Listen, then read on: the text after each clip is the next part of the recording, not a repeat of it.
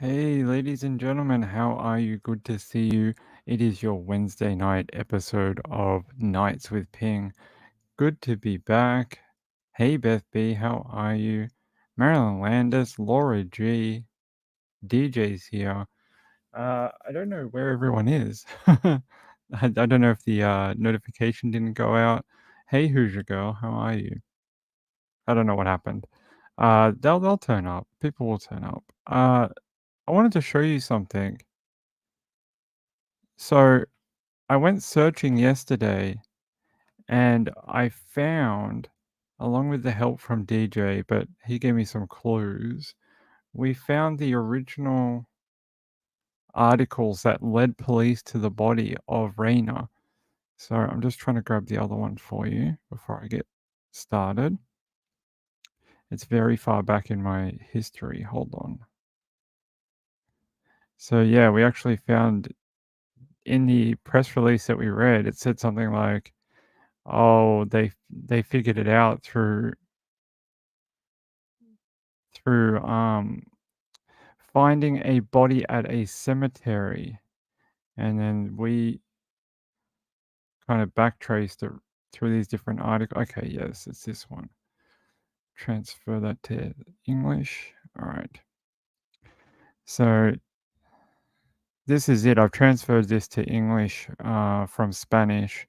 It was actually, I've got a little thing in my browser where I can change from different languages. So words might not be 100% correct, like, because it's a literal translation, not a native speaker. Hey guys, how are you? Good to see you. Hey, good to see everyone. So you can see here, this was the scene where they found Raina's body at this cemetery. It looks like something out of a movie, out of a Western movie. It really does. And it says here, the body of a woman with signs of violence was found on the morning of this Saturday, March 2nd, in the Pantheon Centinela on the Tijuana Highway in La Rosita Highway in Mexicali, Baja, California. The discovery was reported about 9 a.m. by an apparent worker at the site who told municipal officers that while touring the Pantheon, he discovered or observed a body wrapped in a blanket. Security agents confirmed that it was a woman whose body was tied by the hands and feet to a tree. On the sides, 15 black caps with a pink and green seal were found lying on the ground. See, this bit doesn't make any sense. I don't know what that means. It's obviously a direct translation, and I don't. A pink and green seal? Uh, like a rope, maybe? Maybe like a rope? I don't know. Caps and pink, I don't know. Maybe someone in the chat knows what this would be. Yeah, 15 black caps with a pink and green seal. Each were found lying on the ground. The location of the discovery was left to the state attorney general's office. The identity of the victim is unknown, and it says whose characteristic sign is a tattoo of an apple on his right forearm. But you see up here, it says the body of a woman, and then down here it says the sign is a tattoo on his right arm, his. And there is a reason for that. Um, if I can find this other one, I'll show you. Yeah, it's this one. Share this tab.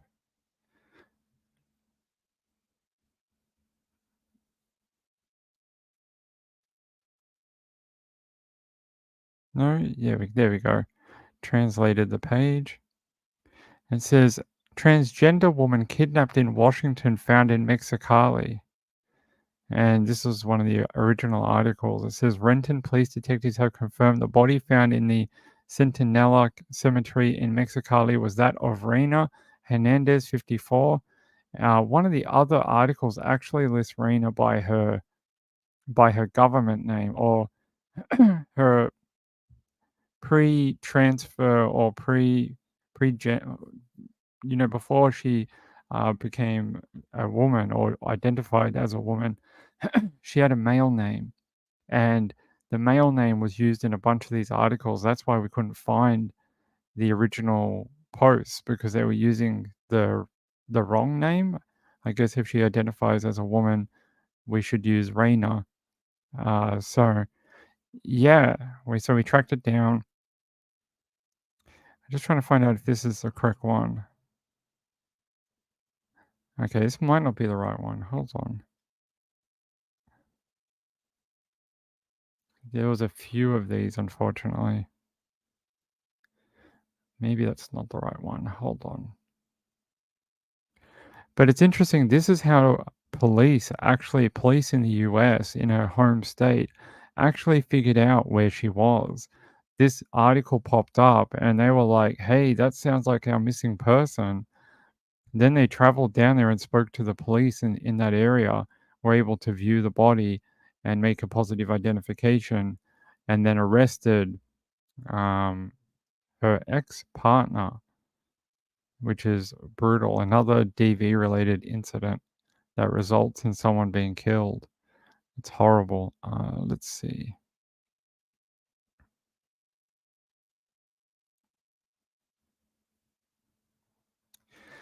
Got a few. I'm just trying to find out which one had the. There was one that had a whole heap of details. Yeah, maybe it's this one.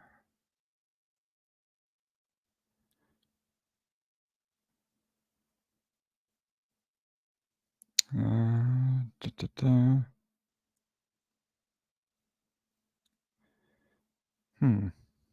Maybe this one. There's a few from around this time. Uh, we can translate this one too. There we go. What does it say? It says Mexicali, Baja California. The trans woman who was found murdered near the tombs of the El Centinela Pantheon in Mexicali could be of American nationality. It says the state attorney said that due to events, there is a person of interest detained and is at the disposal of the Attorney General's Office of the Republic. The man is accused of other crimes, but was detained in possession of a Ford truck that, according to investigators, was the one in which the victim was taken to said location. The prosecutor added they believe the victim was deprived of her life, in the United States and brought to Mexico, where says his. Why do they keep switching between pronouns? Where her body was abandoned. In the van driven by the suspect, they found caps similar to those left at the site. What are these caps? They found caps similar to those left at the site where the trans woman's body was found. What is this cap? Trying to figure, if anyone in the chat knows what they're talking about by cap, let me know. Because I don't understand. Like pills, like a capsule? Could be. Well, they were arrested with fentanyl.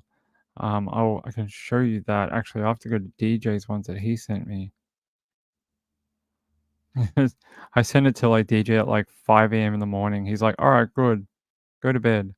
He's like, you got a show tomorrow. Go to sleep. Let's find it. 3 different links. Okay.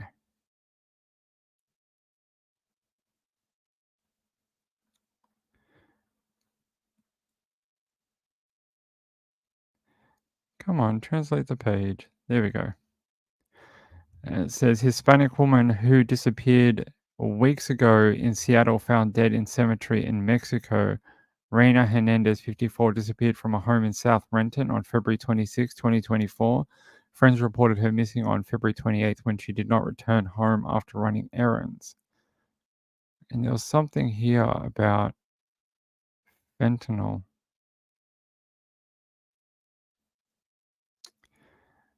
It says Mexican police officers arrested a suspect in the case on unrelated charges. A 61-year-old Renton resident is currently in custody in Mexico. However, if it is determined that Hernandez was murdered in the United States, our authorities will seek extradition the suspect. Detectives say this was a domestic violence incident, although very few details have been released about the case, including how long they believe Hernandez was in Mexico and his exact connection to the suspect. No. But there you go. There's Raina there. Maybe I can find it.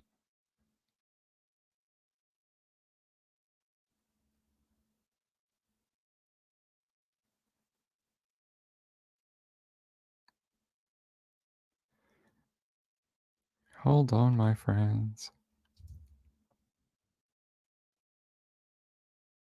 I gotta ask the question, like, how did they get her so far from home without, like, getting through the border? And so it says, missing trans woman, Washington businesswoman, 54, is found dead in Mexican cemetery after domestic incident as cops arrest her 61-year-old husband. Does this have the drugs bit? The autopsy showed that Hernandez's death was caused by gunshot to the head. Police have now arrested 61-year-old Luis Hernandez, the dead woman's husband. At least 20 black caps were left strewn around Hernandez's remains. I've got to think maybe you're right. Maybe they mean like drugs. There's a photo of the alleged murderer that they arrested in Mexico, Luis. Here, the 61-year-old was carrying a large amount of cash, 6 packages containing fentanyl, and firearm ammunition. So they were carrying drugs on them at some point. It says Hernandez's soon-to-be ex-husband was apprehended by military at a checkpoint in Baja California on March 9. Baja California, there's military in Baja California. Do they mean California Sur? Is that the SUR one, maybe? Not the one in the US. It says at the time of the arrest, Louis was driving a 2009 Ford Flex registered to Raina's stepson. It's unknown if Raina was murdered in the US or Mexico. It's a case of a special investigation where we are in coordination with the United States authorities because there is a possibility that she has been deprived of her life in the United States. Prosecutor confirmed that the victim was a transgender woman. Here you go. There's Raina there. And there's her salon. Yeah, so we did finally track back the article to the original one when they didn't know who the person found in the cemetery was. And that's crazy that it tipped off police. It really, really is. Pretty as a woman, yeah. I didn't even know she was a transgendered person. I thought it was just just a woman that since we started reading about it. It wasn't until last night when we started digging back into the Mexican newspapers that we were like, the word transgender kept popping up. Uh, Laura G says, oddly enough, the pre-transition name is called the dead name, like Deadpole, maybe because of Deadpole or Deedpole or whatever you guys call it. Miranda says drugs. I don't know if she was involved in the drugs or just the husband. I'm not sure, but there was definitely some sort of fentanyl angle here. I mean, a lot they were carrying. He was carrying a large amount of cash and 6 packages containing fentanyl and firearm ammunition. So, I mean, it doesn't. I gotta think the 15 black caps, yeah, it's gotta be each with a pink and green seal. Gotta think that's gotta be some sort of tablet or, capsule with fentanyl inside. Probably some sort of counterfeit medication or something like that. Like where they say it's this, but it's not. It's actually got fentanyl inside. All right. I'm just trying to see if we have a different one. I mean, her killing was pretty brutal. He tied her hands and feet to a tree in the cemetery and just left her there. It's, I mean, you can see the scene here. This is where she was. Just, I know it's hard to see, but there's a blurred spot here. She was there, tied to that tree under there, in this very sparse cemetery. It looks very old. Like I don't even know if this is still in use. I'm not even sure. It looks abandoned almost. Like it's from, decades ago. These signs, these markers look very, very old. You can tell by the metal and the wear. They look very old. Let's see.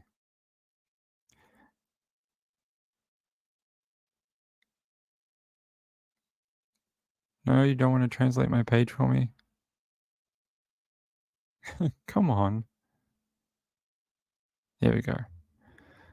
It says okay, it basically says the same thing. No worries. Um, yeah, there you go. I'm glad we tracked that down, finished that. If we get any more on her ex-husband being extradited to the US, I will I will bring it to you. Yeah, I thought it was that one, the Baja California Sur, or however you pronounce it, the SUR one. I thought so because it was like military in in California that stopped someone. I'm like, when does that ever happen? In the Crumbly trial for the husband, I haven't seen anything.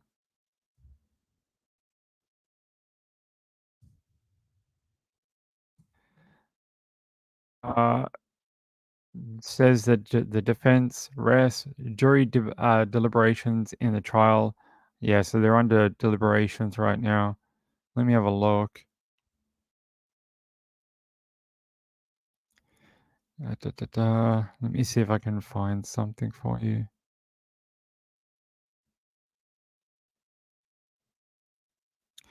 James Crumbly. Let me just check on Twitter quickly before we move on. And I'll keep an eye on it during the show. If we get breaking news, I will bring it to you. So it says the jury only started deliberating not that long ago, maybe like an hour or two ago. All right, so it might be a little while. We might get if anyone sees it and I'm talking or reading, let me know. All right, the big story out of Victoria actually overnight. I almost came on last night to talk about it. Really horrible. A mine collapse in Victoria. Guess where it was? Ballarat. And guess where else it was? Right near where Samantha Murphy disappeared from and was abducted and murdered. Very close, not that far away. And people at first were like, oh my God, it's someone who was searching for her, was checking underground, mines, and the mine collapsed on them. But no, no, no. It actually became more clear later on that this was at a professional mining operation where they had a what they call a rockfall event, and unfortunately, it says a miner has died after he was pinned underground during a rockfall at the Ballarat gold mine as another man fights for life in hospital.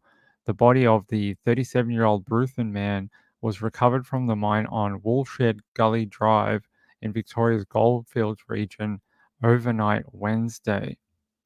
It says the Australian Workers Union Victorian branch secretary Ronnie Hayden broke the news on Channel 7's Sunrise program on Thursday morning. He says it's no longer a rescue, it's now a recovery operation. How sad. People just going to work, trying to earn a living, and they die.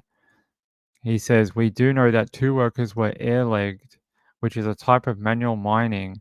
It appears under unsupported ground, and there was a collapse. The union boss said the miner's death could have been avoided and that air-legging has been stopped by most mines over safety concerns. It's more of a manual style of mining that hasn't been done on this mine for years. So basically, it was a redundant form of mining, and they don't use it because there's no support over the workers. And if you dig a little too much, it's like a sand, situation where the kids dig in the sand. They get a little too deep and a little too wide, and kush, it all falls down. And that's what happened last night in Victoria at this mine. And the rescue operation was going all night. I was watching it on the flights going in and out of the area, and I'll show you. Let me grab you a photo. Let me grab you a photo. Da, da, da.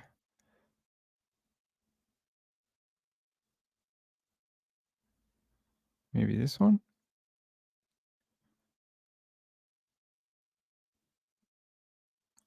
This was the air ambulance leaving with that critical patient last night, heading from Ballarat to the Alfred Hospital in Melbourne.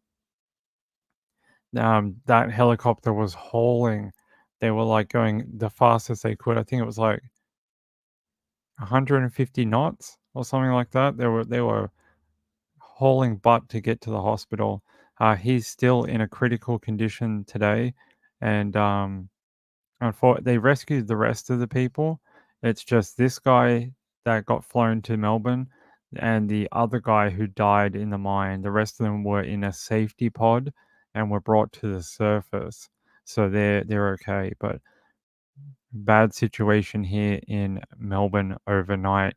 Poor Ballarat, they've had such a harsh month or so. They've had people go missing, a couple murdered, they had a mine collapse, they had Samantha Murphy be abducted and murdered, allegedly.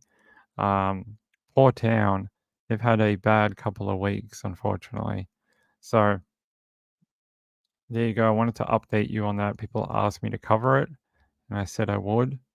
There's really not a lot of information except for they did do a press conference about an hour ago, but they didn't really say anything. They just said, that person had died.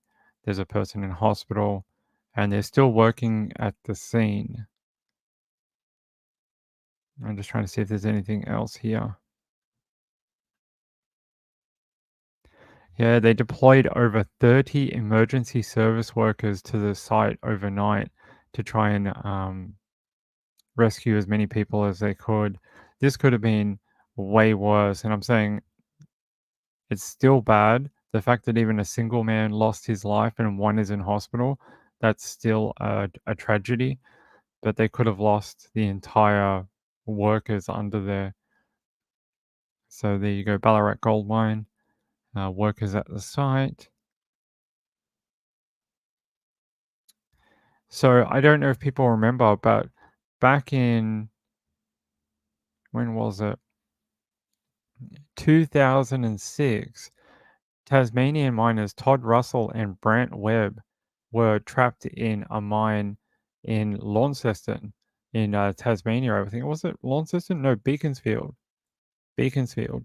And there was a big thing. They were under there for, it must have been a week or two. I can't remember. But they were under there for ages. And every day people were watching the news and seeing if they would get out, and eventually they finally got to them to the surface, and they actually checked out of the mine like as a final salute. And it was really, really, everyone was in tears. Like it was really emotional watching them come up and survive when some of their friends did not. It was really really a hard one. So yeah, there we go. Let me see what you guys have to say. Hey everyone, how are you? I haven't said hello to anyone yet. Hey, Maria and Marilyn Landis and Leisha, Jojo, Peekaboo Cockatiel. Who else we got here? James Avery, Moon Shadow. Hey, Moon Shadow. Marjorie. Hey, Marjorie. Okay. Thank you. The Crumbly jury went home for the night. They'll be back in the morning. That's pretty good. Okay, Jojo. Bye bye. Hey, Phoenix Rising and Shirl Huffman, Share Bear and DJ. Good to see you all. Good to see you all. Oh, Marilyn, I'm so sorry you're still in a lot of pain. It's horrible. Edget's here. Hey, Edget. All right, let's get to the big ones in America. The big ones in America. Da, da, da, da. All right, let's talk about Riley, because I was really hoping today was going to be the day. I was like, I'm going to wake up in the morning. They're going to have found him. And there's going to be big media, and his parents are going to be so relieved. No, that's not what happened at all, unfortunately. It says the Tennessee Alcoholic Beverage Commission, I don't know who that is investigating whether missing Missouri college student Riley Strain was overserved at a Nashville bar the night he disappeared. The 22-year-old University of Missouri student traveled with members of his fraternity to Nashville. Yeah, we know that. He was asked to leave Luke Bryan's bar on Broadway Friday night. The bar staff felt he'd had too much to drink. Yes, we do know that. So we played some of these videos last night and we were able to string some of them together. But there was new video today that came out. Let me find it for you. Let me find it. All right, here. This is the day 5. Day 5 already for Riley? I can't believe that. Doesn't feel like it. It feels like a day or two, but he's been out there 5 days. Let's listen to the day 5 search update from KOLR10, Fox 49. Now from Ozarks First, you're watching Color 10 News at 6.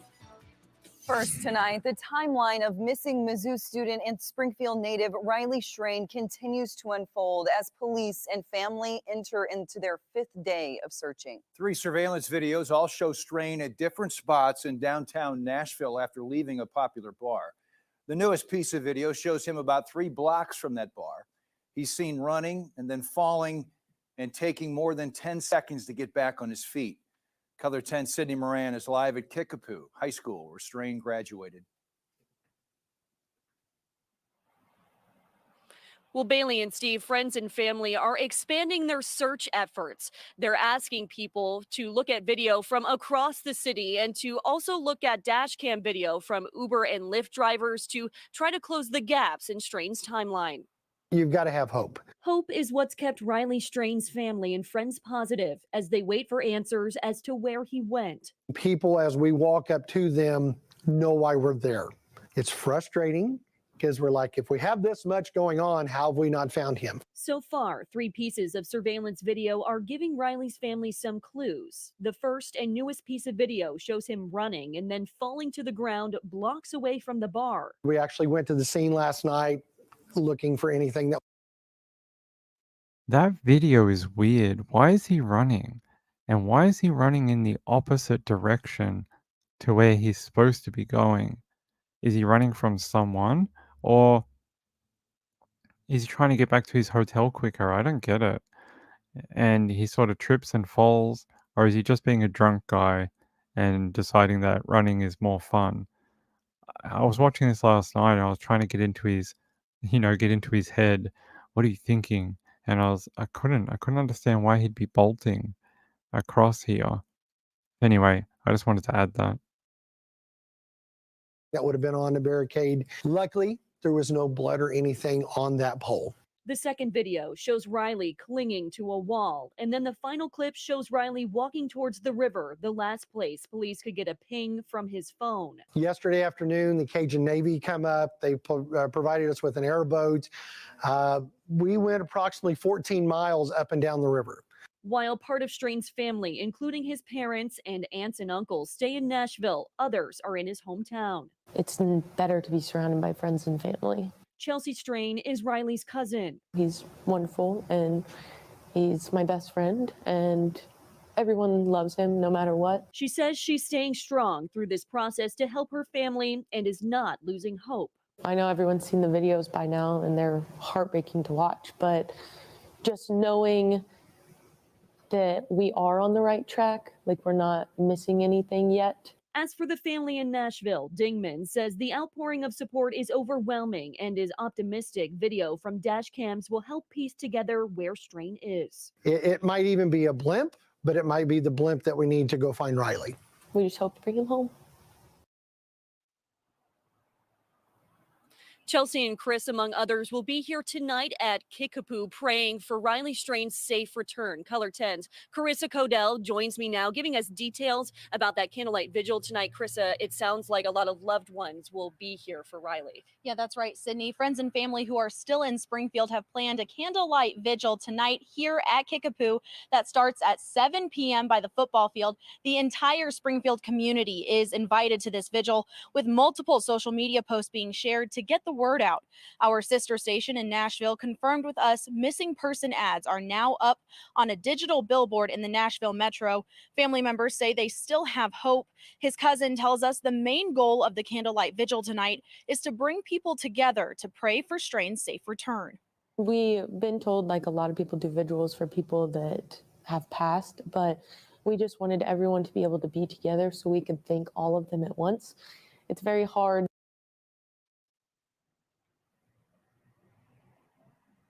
And we will have more coverage from the vigil tonight at Color 10 News at 10.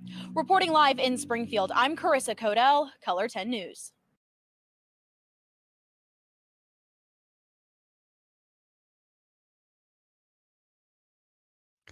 There you go. That one actually didn't contain the new video I wanted to show you. Hold on. This one does.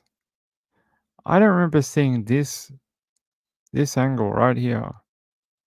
Unless that's the one. Is that the one zoomed in? I think it is. I remember this scooter. This white scooter here. I think that's that one where he's walking down the side of the bar, smoke shop. That's okay.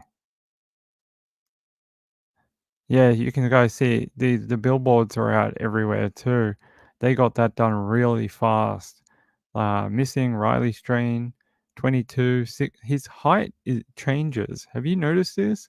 Some people are like he's 5'5". Some people are like he's 5'7". Some people are like he's not 5, 6'6", 6'5", 6'7". Why don't they know how tall he is? Isn't it on his driver's license? I find that really weird. They keep saying different heights. It's like, I mean, I know it's only 2 inches or whatever, but I just find that a bit weird. Has he never measured himself? Has he never had to have his height taken? Or is he too tall and they don't have something to measure him? I don't know. I find that a bit weird that it keeps fluctuating. Not that it's anything suspicious, I just found it a bit weird. Yeah, that's cool that the billboards are up for him. And where is it? There's that footage of him falling. And that's the other one. Okay, this one doesn't have the other one. That's a shame. And it says, for 5 days, investigators have searched low along the banks of the Cumberland River and put his picture high on billboards, but there is still no sign of college student Riley Strain. It doesn't make sense, does it? And it says, but new video and a 911 call could give a few more details about the night the University of Missouri senior disappeared in downtown Nashville. So apparently one of the stores that had the CCTV is Music City Wine and Spirits located on Church Street. That was one of the ones that we watched. I think that's the one that he's walking down the street and he kind of stumbles, but he kind of has his head leaning forward, and it's not the one where he falls over. It says here, they had heard about the missing 22-year-old but didn't think to check their own surveillance cameras until a construction worker and then Riley's own mother asked them to check. They said they were able to go back on the cameras at that time and look at the picture more clearly and see it was the kid that was missing. Wow, that was a lucky catch, wasn't it? They said sure enough, they discovered they had 2 angles of Riley making his way around 3rd Avenue onto Church Street. The first angle shows Riley almost running down the sidewalk until he stumbles and collides with a pole. He remains on the ground for a moment and then stands back up. The second shows Riley struggling to continue down Church Street. A third angle from a Metro police camera shows Riley crossing 1st Avenue, where Church Street turns into Gay Street near the river. Riley can be seen looking around for a moment before continuing towards the river. Yeah, that last one where he's near the water and he sort of looks around as if to say, am I in the right place? And then he looks at his phone and he kind of looks at it with his, he's hungover or he's drunk and he's like, yeah, I think that's right. And then he puts it back in his pocket and he keeps going. But yeah, where could he have gone in about 10 minutes? Because it's 10 minutes after that last video. We don't know. We don't have any video of that. I'm surprised there's no cameras on the bridge. I really am. That's true. Marjorie says since he's a young man, he could have grown an inch or two since he got his driver's license. That's probably why. Shebe says, I'm 5 minutes behind. I have heard theories on the men going missing from bars. Wasn't there something in San Antonio like a year ago about that? Hey, Sienna. Uh-huh. Gotcha. All right. Unfortunately, really no new information today, although someone did send me an interview. Hold on. Hold on. This one here, little 40-second one, says latest details from detectives coming up later. Riley's he's a good kid. He he doesn't deserve this. He's just the type of kid. If he was out and he'd talk to anybody. He's not confrontational. We were told even when he had to leave the bar, he wasn't confrontational there, and just overserved, had to leave. Okay. He's a nice young man. Every time he sees my son, he brings him a new toy.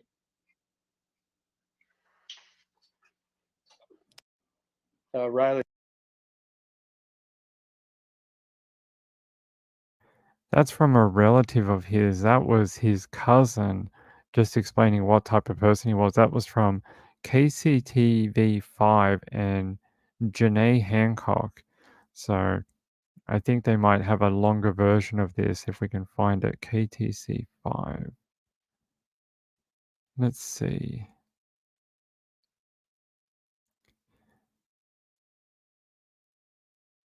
Da, da, da.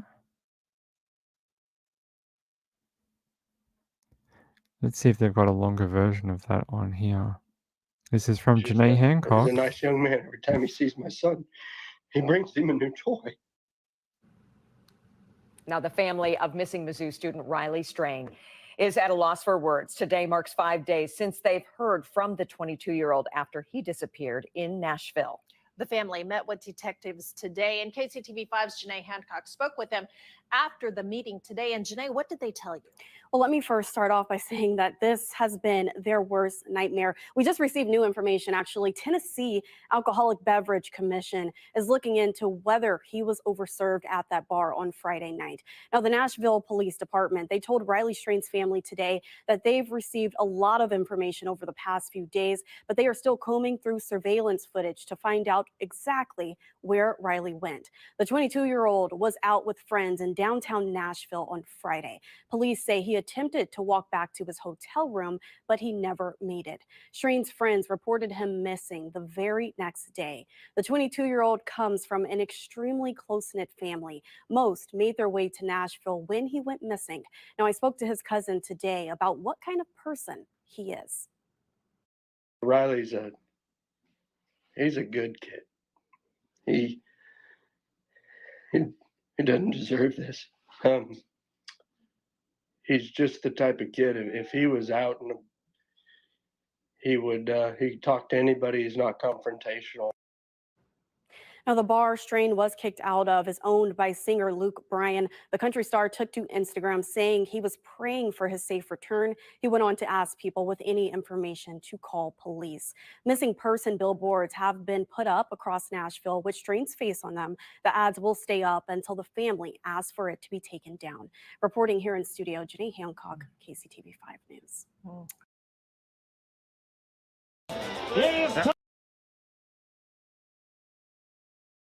There you go. There you go. Lisa says, never leave your drunk friend alone when out. I think we'll find out more about what happened in the preceding hours. I'm sure we will. Hey, Heather N.O. Heather says, could he have been drugged? The men going missing near bodies of water theory potentially involves the men being drugged. You know, there is some sort of higher risk of young men being sexually assaulted, unfortunately. And a lot of the times it's very similar to what happens to women, where they get their drink spiked and unfortunately, unscrupulous people who, you know, want to just hurt people for their own satisfaction. I mean, he is a little funny on his feet. You watch those videos of him, and his equilibrium is very off. Like you see him swaying, and look, we know he was drinking, but it's interesting to say like the bar thought he had been overserved. I I can tell you, I've had GHB. I can tell you what it's like, and it's like being really super drunk.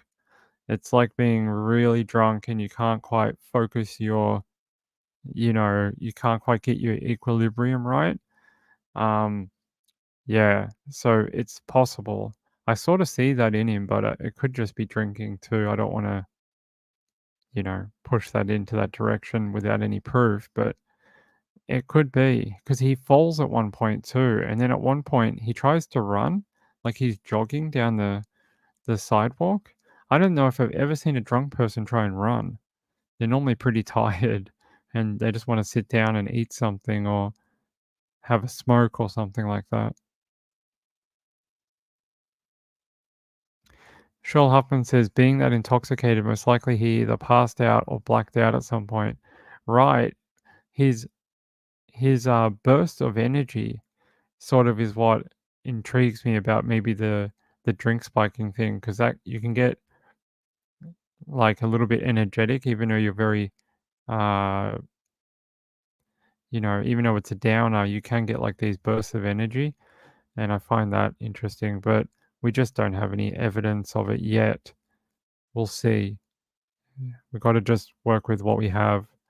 And right now, all we know is that he was at a bar, he'd had some drinks, and they reckon he looked like he'd had a little bit too much to drink, and they stopped serving him and asked him to vacate the place, settle up his tab, and leave. Which I don't think they'll mean to him. I think it's like a liquor license. It's a legal thing.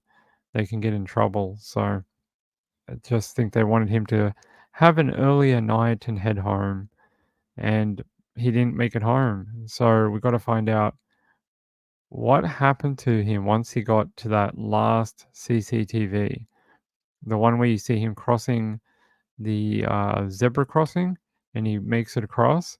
There's people around him now. They may be tourists. They may be people that only were in Nashville for one night, having who knows why they're there, or they could be locals. But they said they don't have any witnesses so far. But there's like 10 people surrounding him. So one of those people must have seen him and what he did next, like where he went next after that. Someone must have seen, did he go in that direction? Did he make it across the bridge? Where is it?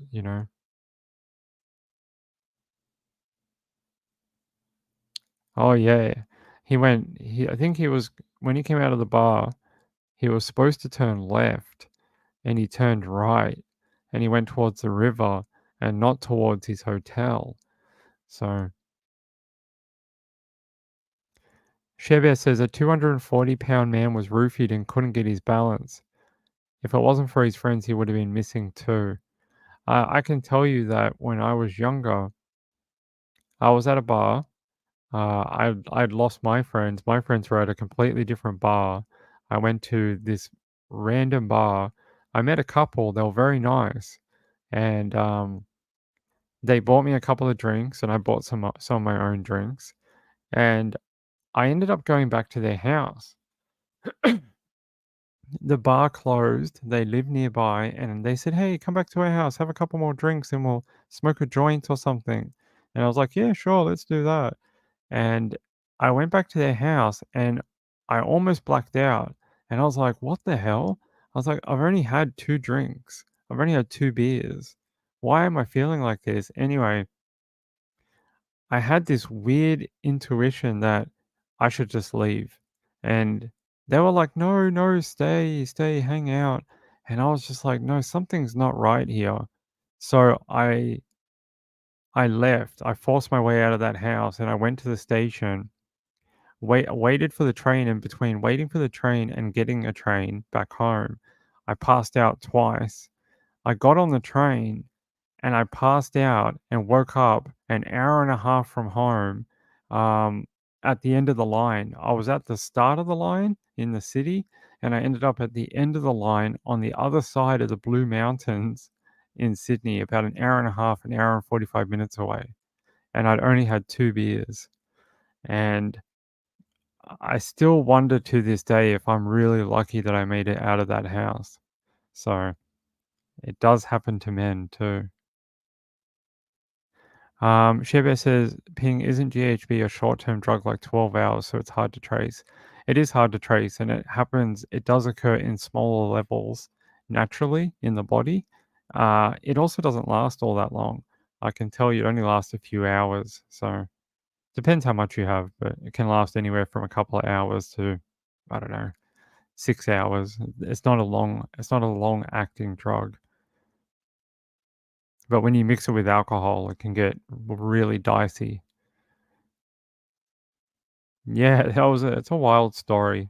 Yeah, I was a young guy then. I was 19, 18, something like that. Something like that. It was 20 years ago. Yeah, luckily I made it out. I still remember not remembering how I got really on the train. Lucky it was the right one that took me home. And I ended up at the end of the line and someone woke me up and was like, "End of the line." Like they thought I was just drunk and had a big night out. Anyway, I ended up in Katoomba in Sydney, and it was freezing cold in Katoomba. It was like it snows up there, and I was standing on the platform waiting for the next train to take me back the other way, and it was so cold. I remember it being freezing at like 7 a.m. in the morning out there. Yeah, very lucky, very lucky. So look, I don't know. It's possible. Yeah, his balance is a little funny, but it's hard to tell if that's just because he's really tall and he just looks a little lanky. So it's hard. I'm in two minds whether there's something wrong with his balance or it's just sort of, you know, a guy who's had a few beers and looks a little tall and lanky.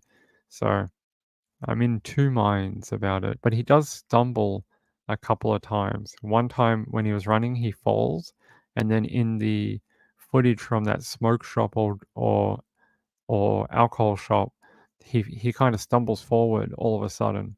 So I don't know. We'll find out.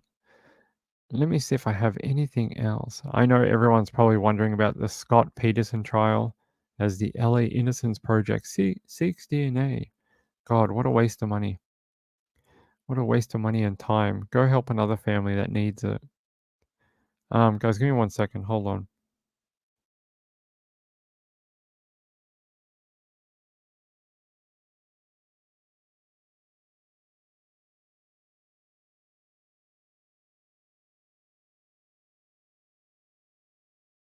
Sorry, I had a sneezing fit all of a sudden. Sorry about that. I didn't want you guys to hear it. Okay. Okay, my friends. Let's keep going. Let me see if I have anything else about it. No, I don't really have anything else, unfortunately. I wish I did. I wish we could talk about Riley all night. Let me tidy this up and then we'll continue on. Very sad. I like I said earlier, I really thought today was going to be the day. I'll have another quick look. When was the last update from WSMV? No, they're all really they're just talking about that bar investigation, that alcohol, government department that is doing an investigation. Just having a look here. Here, the Office of Emergency Management crews searched the river for hours on Tuesday with boats and specially equipped drones, but nothing was found. OEM resumed searching on Wednesday evening. Strain's family also went 14 miles down the river in a boat with a non-profit organization. The sad part of this situation is every day we get new leads, go down different avenues, We're going to get there, but it also opens up more doors on what possibly could have happened. Dingman said they walked along the banks of the river and stopped at several homeless camps. One person recognized Strain from a photo but did not remember where he went. They're just saying the TABC are investigating to see if he really was overserved alcohol or not. Yeah, I wonder though if people like the drug in his drink theory, don't you think we have 3 CCTV cameras that follow him down a major part of his route, right? Wouldn't there be someone that's following him or always sort of in the same, like 20 seconds later, a minute or two later, keeping an eye on him? Wouldn't we see that? And I've not seen anyone who's appeared in all 3 CCTV cameras with him. There's that one where he's what? This is the first one or the second one? I think this is the second one. This is the last one. This is where he looks confused. You can see him. He kind of second guesses where he's going, and then he follows these people. So, and I find it interesting that these people don't remember him. There's a person that's walking down that alleyway as well. See all these people near him? These people were behind him too, walking.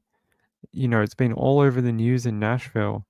You would think maybe they remember being up his, from behind. Oh, yeah, we saw that guy in that shirt. He was walking in front of us, but I haven't seen any witnesses come out yet.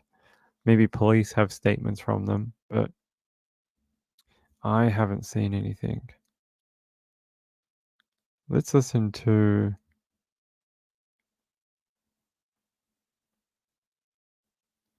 You can see this river though. Look at this. I'll show you. Look how large this river is. Look how much area they have to search just in a 1-mile section of that river. That boat is probably massive. Like, oh, it's not massive, but it's a boat, and it looks tiny in the river. And there's all these trees and overgrown banks. If he is in that water, it may be hard to find. Very difficult. Yeah, watch video of Riley stumbling down the street. All right. We will watch that. All right, here's that surveillance footage again. Let's have a look. There's this person here. This person might be like a homeless person, maybe. They're towing stuff behind them. Here's Riley. There's a white van. Then you got a group of 4 people. Maybe these are friends, possibly. Well, this is a couple and this is a different set of people. So you'd think maybe these 4 people would have come forward. Does she look towards him? Hold on. Oh, him or her. Look at this. Does that person look towards Riley like Riley asked something? Look at that. And then the face goes back in the other direction after maybe he gets what he asked for. Let's go back. Yeah, does he stop this person and ask? I reckon he does. And then they might say, "Oh, I don't know," and he goes, "Oh, all right, I'll just go this way." I don't know. Let's see what you guys think. Yeah, I reckon it looks like he asked them something. I don't know how I didn't pick up on that before. Let's watch that from there.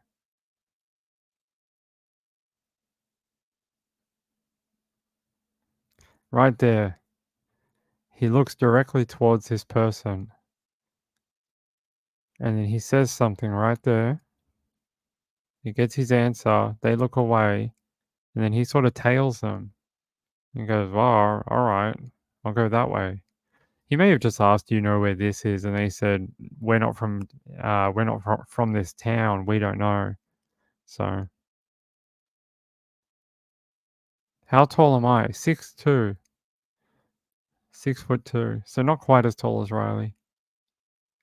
Moonshadow said they need Texas Equisearch there.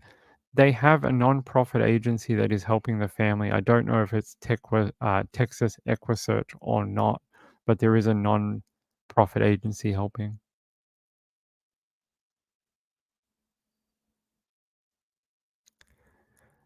Moonshadow says, I see a drunken stumbling person. I not stop and say, yeah, I get what you mean.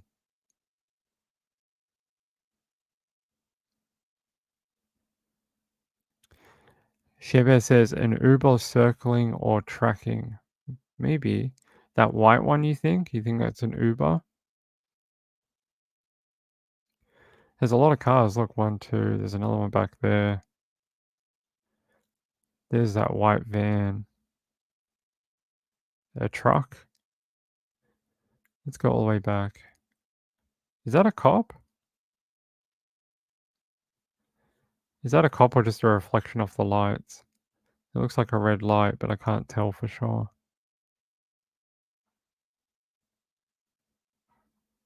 Don't think that's a cop car. Just looks like, you know how they have the undercovers and they have the lights on the dash? There's that white van. There's Riley. There's those people.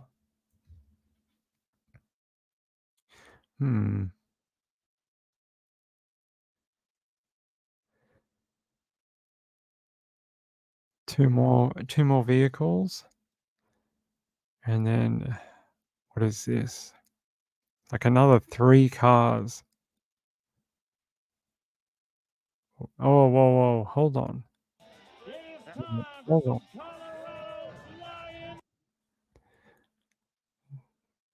Ah, damn it. Hold on, what's... This video's a pain.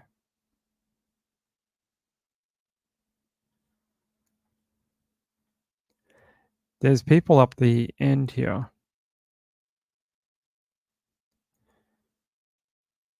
Younger people. Wonder if they saw anything, being they're a similar age to Riley. Won't let me pause right at the end, but there are some younger people that cut out just as the video does. What is the theory? Oh, an Uber? Okay.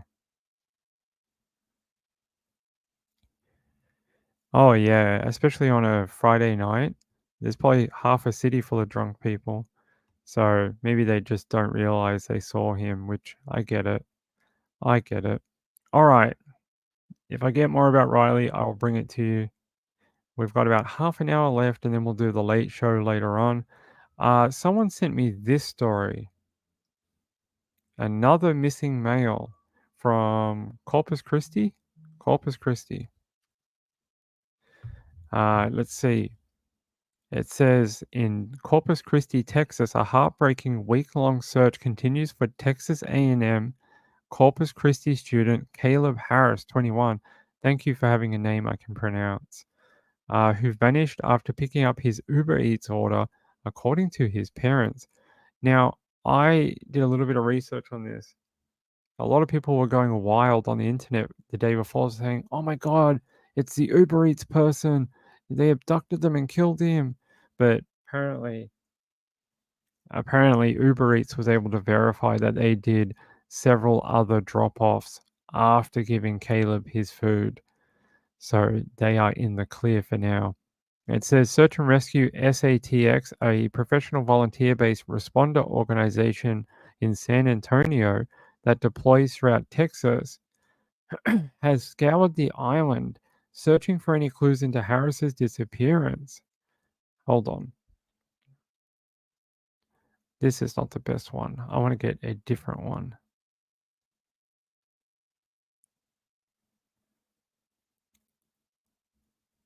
Da da da.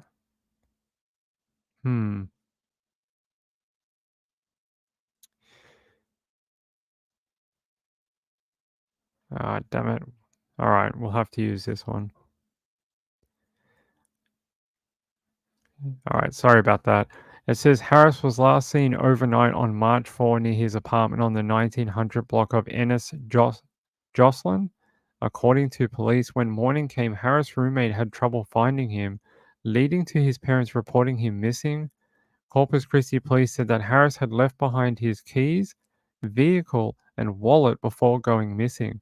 That's never a good thing. We always talk about this. People who leave keys, vehicles, wallets, mobile phones, bad. It says while he did have his phone on him, it is now off, according to police. A GoFundMe was started on behalf of the Harris family to help with expenses to bring the 21-year-old home, so far raising $50,000, surpassing the $50,000 goal. Texas A&M Corpus Christi has acknowledged the dire situation and has held a gathering in support of the Harris family and friends on Thursday. It says the Islander community will come together at 7:30 p.m. tonight in Hector P. Garcia Plaza in support of missing student Caleb Harris. That's very nice of them. Let me see if I can find a bit like a catch-up video for this. There's so little media on this. Why is there so little bizarre?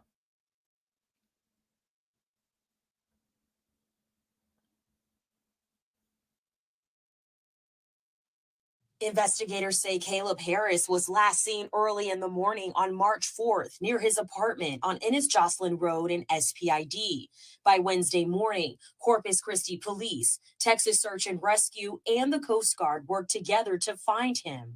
We're using the cadets that we have currently in the academy right now to actually physically get their boots on the ground and canvass the adjacent fields, the drainage ditches, the area like that. According to investigators, Harris disappeared without his wallet or keys, and his phone has since been turned off.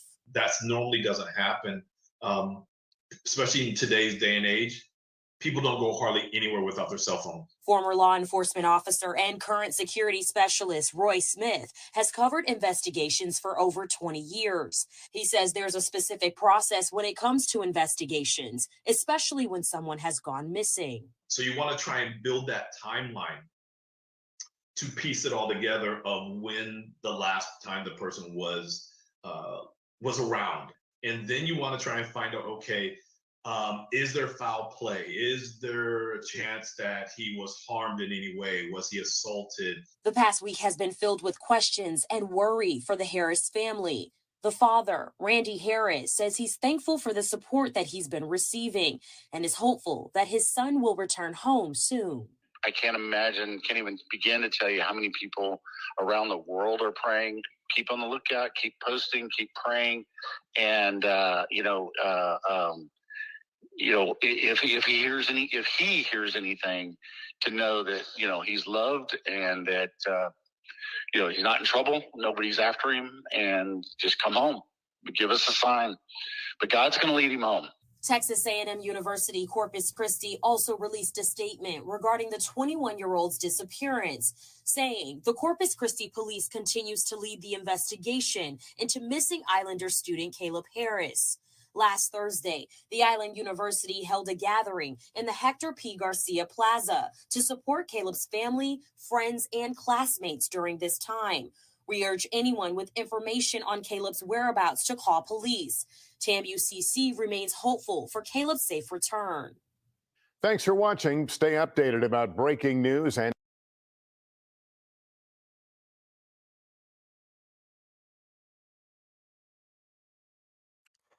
Yeah, okay, there's the update for that.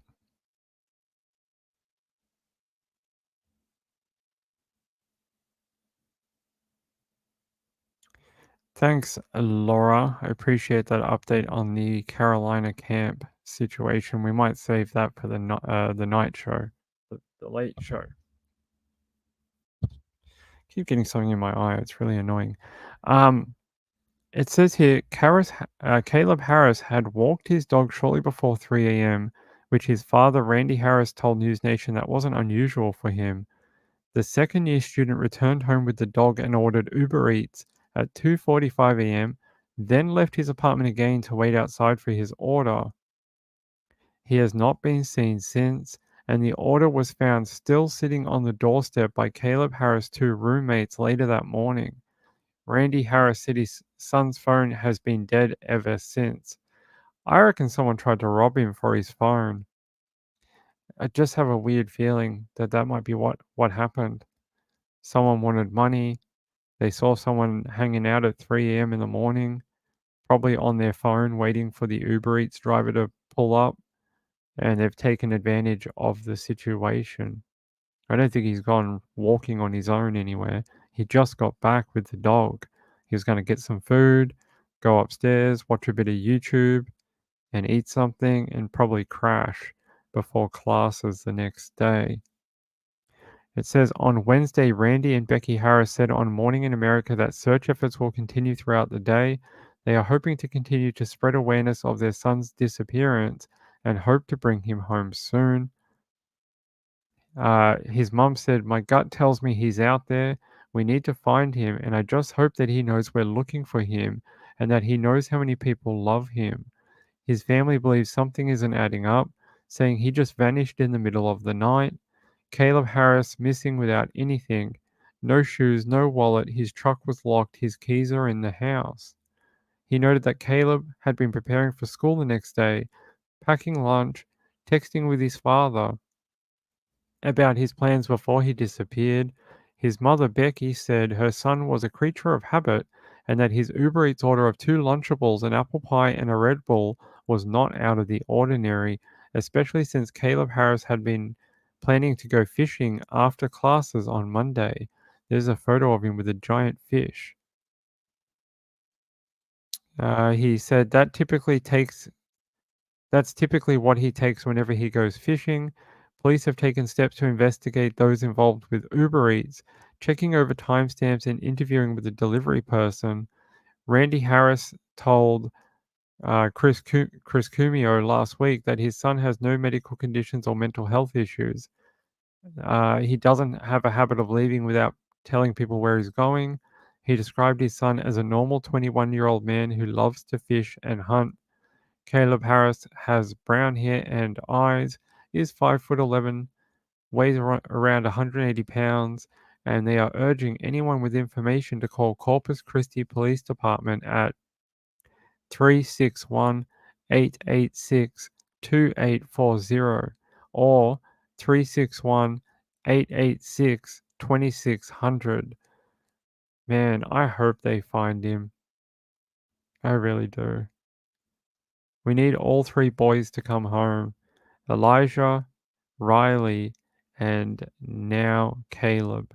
And who else are we missing? 4 boys?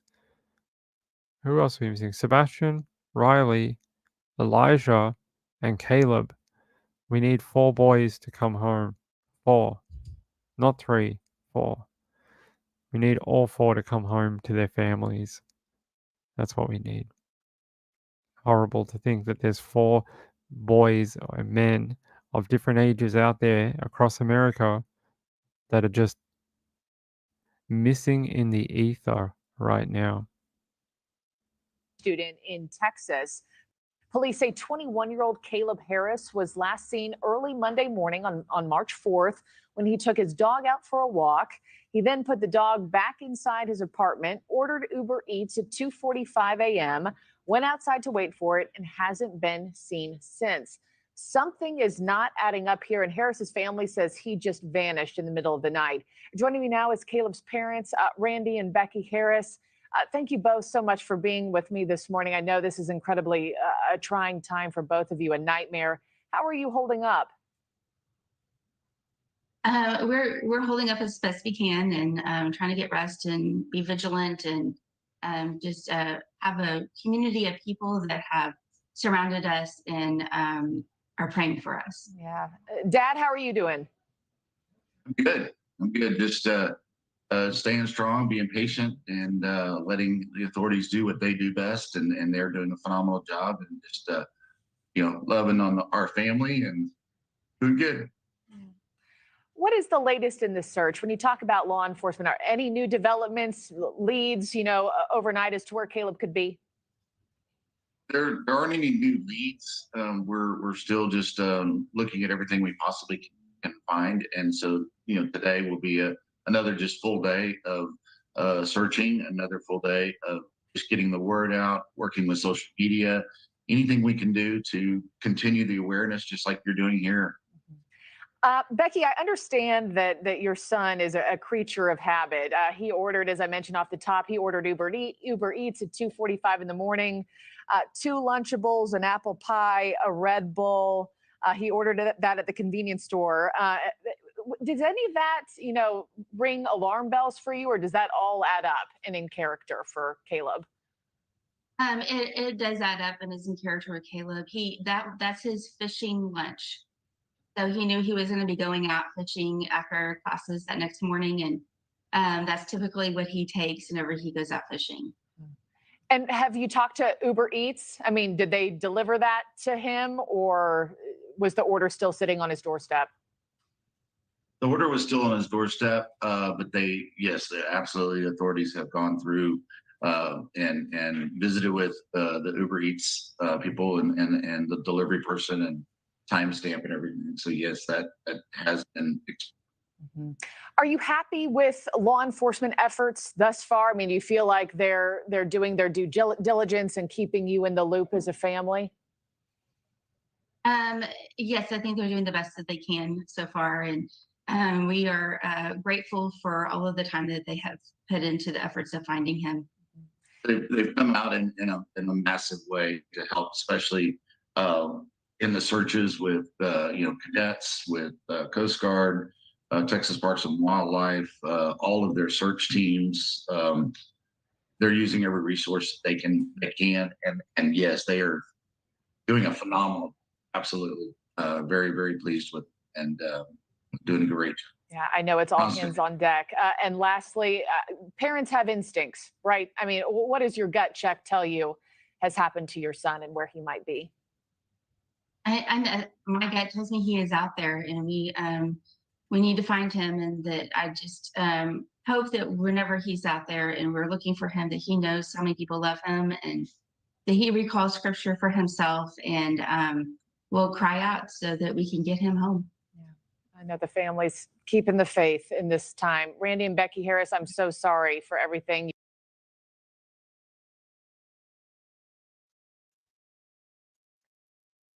That was courtesy of newsnation.com. And the author was, well, it says here, Devin Markham. Devin Markham made this article from News Nation. I'm going to put this newsnationnow.com link in the comments. Like to participate in fair use of media. Emily Narb says, sad this is another one without any evidence. It's weird. It's been like that for a few of them.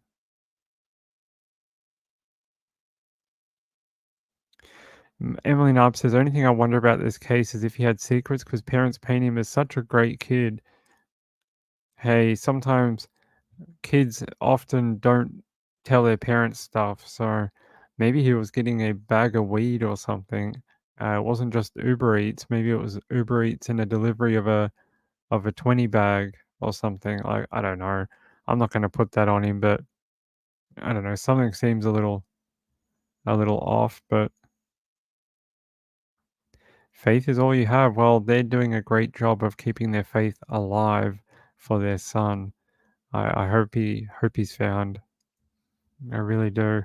It sounds like the area where he went missing has been quite well searched already, and that's concerning, considering how far could he have got on his own with no car, no shoes, no keys, whatever. I mean, all he had on him was his phone. I think it might have been a robbery for the phone, but just why would they take him from the scene? Why wouldn't they, if they were going to rob him and kill him, why wouldn't they just leave him there? Why would they abduct him or take his body anywhere? That bit I don't get. Yeah, it's a bit odd. Marylander says surveillance camera. Yeah, I haven't seen any CCTV on this one. Hold on, let's see.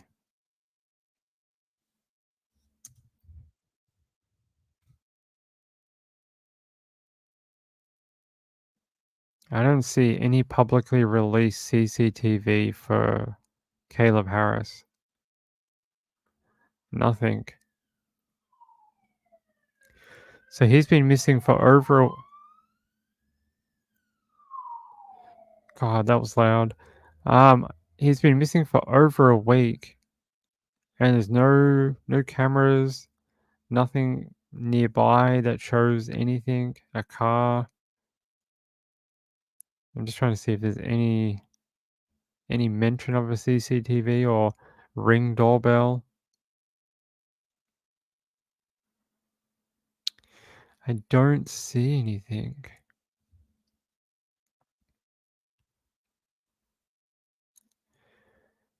Apparently his permanent address is listed as New Brunswick, Texas. Yeah, I don't see anything. That's odd. If someone does know of any CCTV of him, let me know. Emily Narb says parents seem to be in denial or something non-emotional considering the situation. Maybe they have already, maybe they're just trying to like stay strong to get the message out there. The last thing you want is parents completely breaking down on TV. It doesn't help get the message out, and people stop paying attention to it because they're like, oh, not another person blubbering on TV.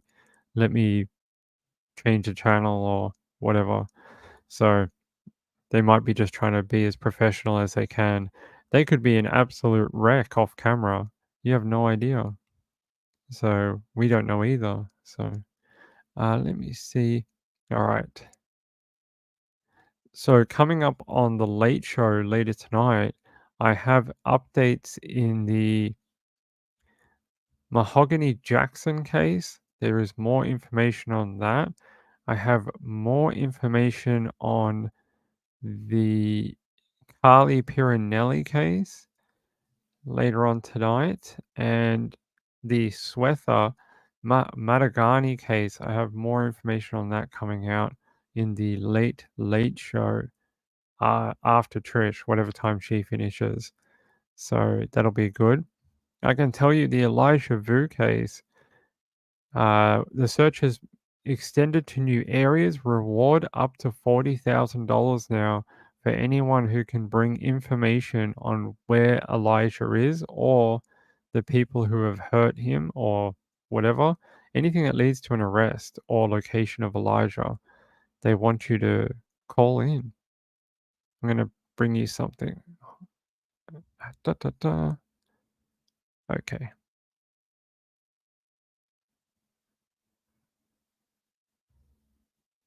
Now into Manitowoc County, where the search for missing 3-year-old Elijah Vu will pick back up this morning. Today through Sunday, Elijah's family has organized search efforts that will begin at 9:30 at the Mikado Theater in Manitowoc. The schedule for next week hasn't been released just yet, but today marks 23 days since Elijah disappeared from his home in Two Rivers.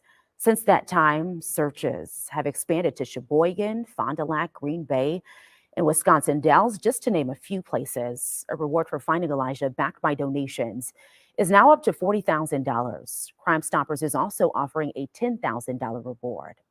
And Elijah's mother, Katrina Bauer, and our partner, Jesse Vang, have been charged with child neglect, but they have not been charged for Elijah's disappearance. Bauer and Vang will be back in court tomorrow.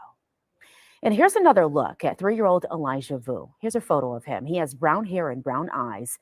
He's about 3 feet tall and weighs about 45 pounds with a birthmark on his left knee.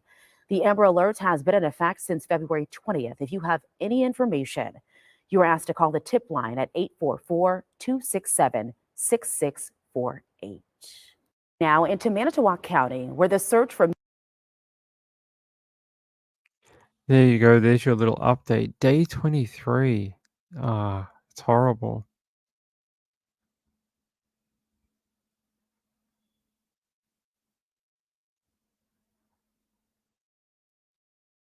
Okay. Uh, I just lost my train of thought. Yeah. Oh, sorry. Day 23. How horrible, right? I can't believe we're even that far. When news of Elijah first broke, I thought, oh, this is going to be like a 1 or 2 day thing. They're going to find him. They're going to bring him home. And then everything unraveled and it just got worse. And so far, they still don't know where little Elijah is. But every time I see Jesse Vang, all I want to do is get a baseball bat and beat him because I just think he's a trash human. Like the worst of the worst. He's just, I can't stand him. Can't stand the things he says. I can't stand the way he explains stuff. Nothing. That's why I want to do this case, but it makes me so mad every time he opens his dumb mouth. It says here the Amber Alert was issued over 23 days ago on February 20th after Elijah was reported missing from his Two Rivers home. Elijah's family has organized a search effort that will begin at 9:30 a.m. Wednesday morning. That was today. I don't think they found anything, unfortunately. A schedule for the next week hasn't been released yet. Searches for Elijah have expanded. A reward for information leading to the discovery of the boy, backed by donations, has increased to $40,000. Crime Stoppers is also offering a $10,000 reward. So there's 50 grand, 50 grand to tell us where Elijah is. It says Elijah's mother, Katrina, and her partner, Jesse, have been charged with child neglect. They have not been charged in Elijah's disappearance. Bauer and Vang will be back in court on Thursday. It says Elijah has brown hair, brown eyes, is about 3 feet tall, and weighs about 45 pounds. He has a birthmark on his left knee. Case makes me very sad. Where's his mother's name? Katrina. Hold on.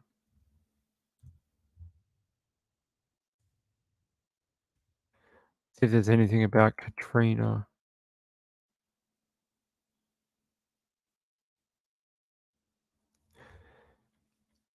Da, da, da.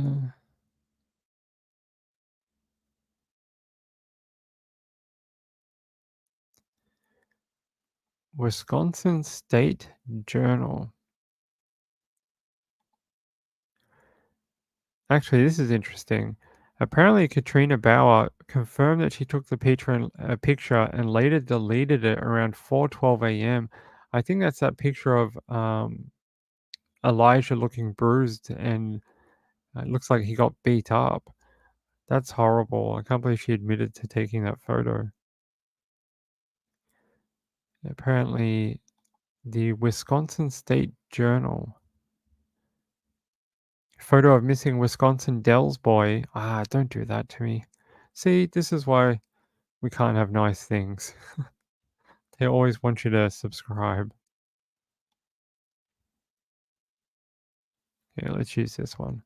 It says the search for 3-year-old Elijah has spanned 23 days. Yep. Anything about the photo on here?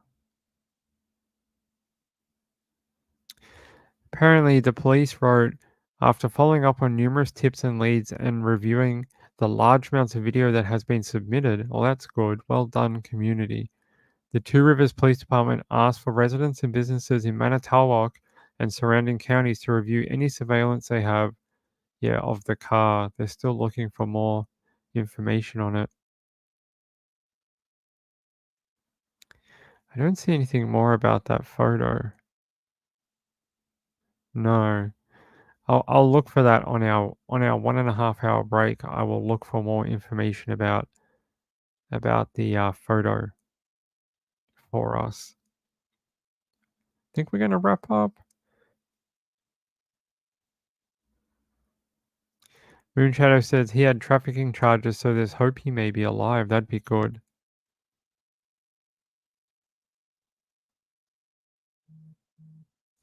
Yeah, I agree.